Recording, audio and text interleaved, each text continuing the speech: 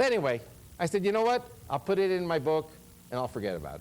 You know why I'll forget about it? Because I have so much other information. Why should I be talking about Oklahoma City all the time? And everybody's going to say the guy's nuts.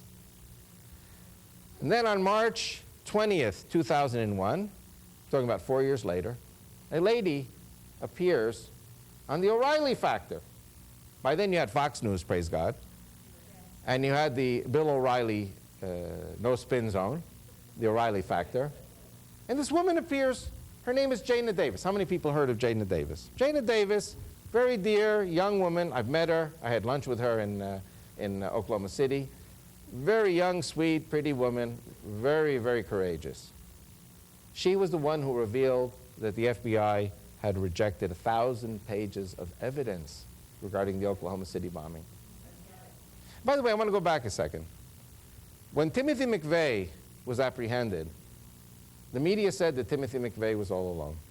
He acted alone, and they killed him real fast. They executed him real fast. The moment they executed him, now they say, oh, no, now there's Terry Nichols. Hey, wait a second. I thought Timothy McVeigh was alone. I mean, a woman either is pregnant or she's not pregnant. There's no percentages here. So was he alone or wasn't he alone? So the media lied. They lied when they said he was alone, and then they lied when they said it was he and Terry Nichols. Because there's still more people involved. Again, this is the Arlington Road mentality of pinning all the blame on one scapegoat. What was in the information that JAYNA Davis revealed? And by the way, it's one of the reasons why I came out with my third book, Islamic Threat Updates Almanac #1. And that's just came off the press now. JAYNA Davis revealed that Timothy McVeigh was seen. She has 23 signed affidavits that Timothy McVeigh was seen on the day of the bombing with Middle Easterners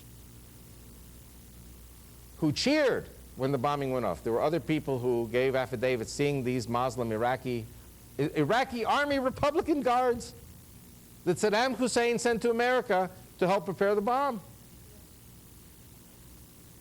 And who's Terry Nichols? Terry Nichols went to the Philippines after having a correspondence with a Filipino woman, married her by correspondence, then went there, picked her up, brought her back to the States. After he brought her back to the States, he left her here, went back to the Philippines again. Again and again and again. Why was Terry Nichols going to the Philippines? You know why? Because he was training with Ramzi Youssef. Remember Ramzi Youssef? The guy made the bomb in New York City in '93. The guy who was making the liquid dynamite bombs to blow up U.S. civilian airliners. And the founder of the Abu Sayyaf terrorist group, Muslim terrorist group in the Philippines. So Terry Nichols trained with this Osama bin Laden, Saddam Hussein terrorist group known as the Abu Sayyaf, founded by Ramzi Youssef. So Saddam Hussein was behind the bombing in Oklahoma City. Now, isn't that weapons of mass destruction when 268 Americans die?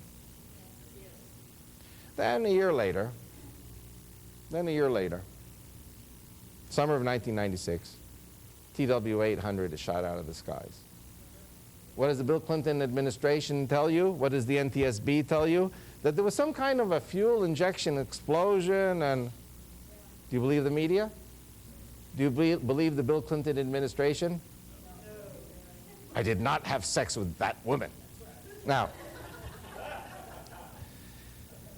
so, again, God has a sense of humor. He had me in New York when this happened. You know, when the bombing happened in Oklahoma, I was in Oklahoma. When the TW-800 was shot down, I was in New York. By the way, I looked, they had satellite imagery on TV, and the plane was going around in a revolving manner on fire. You could see the flames from the plane, from the satellite. And the plane was spinning. Well, the fuel injection explosion was that the nose of the plane went up and the rest of the plane went down, straight down. That's not what I saw in the imagery. But that's a technical point. I don't want to get into the technical points. I want to get into the simple points. 200 people on the ground saw the missile. U.S. military pilots saw the missile as they were flying in the air. Vietnam veterans. Now, if you're a Vietnam veteran and you're flying there in the skies in the summer of '96, it means you've been in the U.S. Air Force for 20, 30 years. You're not some kind of a fool. You are the creme de la creme. You are the best the U.S. Navy and the U.S. Air Force has. Do you remember Pierre Salinger? Pierre Salinger was JFK's press secretary.